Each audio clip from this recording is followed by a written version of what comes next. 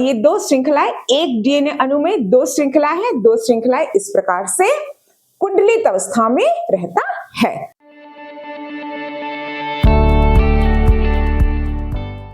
DNA क्या है ना? डीएनए के बारे में क्या है ये जानना है कि नहीं? तो डीएनए रहता है कहां पर? डीएनए रहता है सभी सजीवों की कोशिकाओं के केंद्रक में। सुसंगठित केंद्रक किसमें होता है? सुसंगठित केंद्रक होता है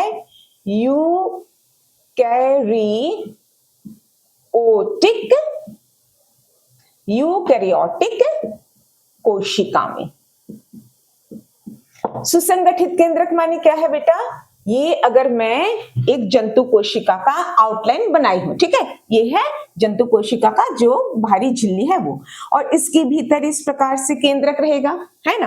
तो इसमें और भी बहुत सारे इसमें कोशिका अंगाणु है, यहाँ पर माइटोकॉन्ड्रिया, एंडोप्लाज्मिक रेटिकुलम, यहाँ पे गोल्गी बॉडी, और भी बहुत कुछ है यहाँ पे, साइटोप्लाज्म, और बहुत सारी कोशिका अंगाणु है। लेकिन मुझे उसे नहीं समझाना है अभी आपको, अभी मुझे केंद्रित रहना है कहाँ पे?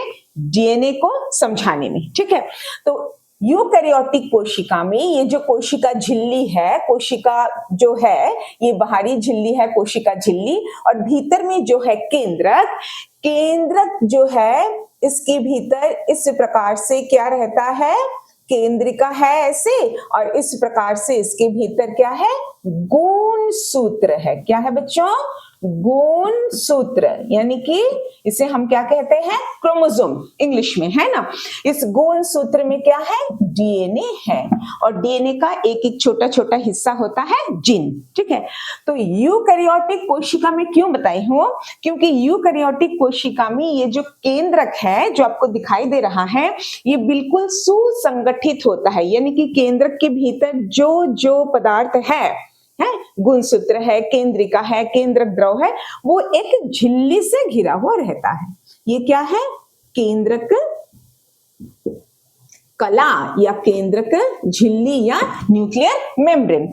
लेकिन प्रोकैरियोटिक कोशिका में बच्चों ऐसे साइटोप्लाज्म इसमें पड़ा रहता है इस तरह से डीएनए, ठीक है? उसमें सुसंगठित केंद्रक नहीं होता है, क्योंकि प्रोकैरियोटिक कोशिका सिंपल सरल कोशिका है, यूकैरियोटिक कोशिका जटिल कोशिका है। उसमें सुसंगठित केंद्रक है, केंद्रक में क्रोमोसोम है, यानी कि गुणसूत्र है, गुणसूत्र के भीतर क्या है? डीएनए है। और प्रोकैरियोटिक कोशिका में जो कोशिका है, कोशिका के भीतर साइटोप्लाज्म में ही डीएनए पड़ा रहता है, यही अंतर है। लेकिन यूकैरियोटिक प्रोकैरियोटिक दोनों में ही डीएनए होते हैं।